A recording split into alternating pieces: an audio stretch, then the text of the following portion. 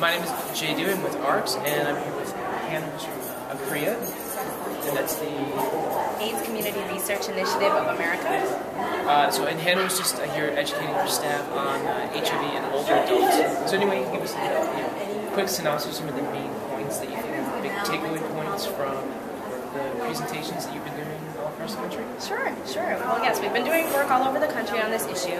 The main thing is that HIV is, the prevalence is increasing right now, and the CDC is saying that by 2015, 50% of people who are HIV positive will be over age 50. And so now is the time for us to come and intervene, do more education, get the word out, decrease stigma, stop the myths from proliferating as they are, and just to increase knowledge overall within this population. This is a group that really hasn't been targeted for HIV prevention, and as a result, the numbers keep increasing.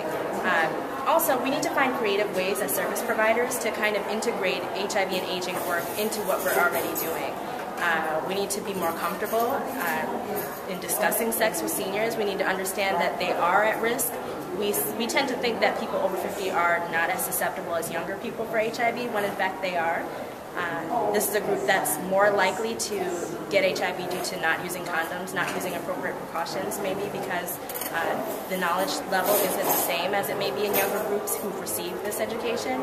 And overall, we just really need to make sure that we're getting the word out there that this is a real problem affecting this group. It's happening everywhere. It's happening throughout New York State. It's happening throughout the country, and this is something that we have some power over and we can do something about, and so now is the time to really step in and talk about this issue. It's happening. Right, you had said that currently around 35% of... Yes, 35% of those who are HIV positive within New York State are over age 40, and a little over 74% are above age 50.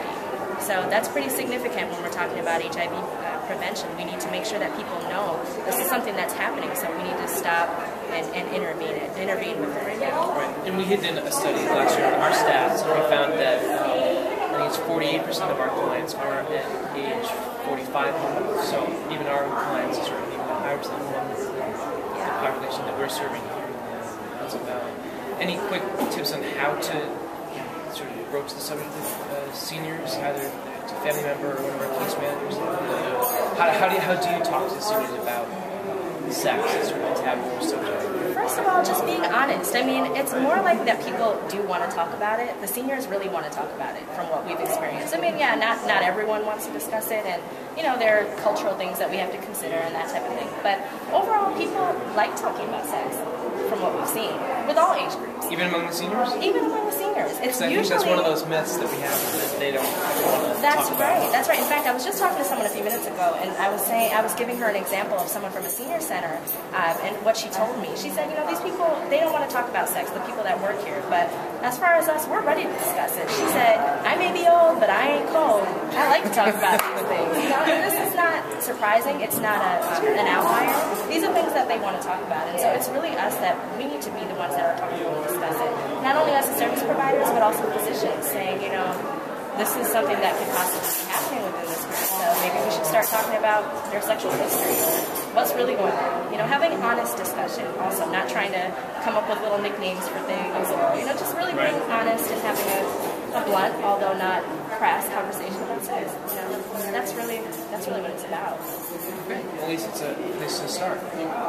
Hanna, thank you very much for coming up all the way to the Hudson Valley from New York City. And, thanks very much. Thank you.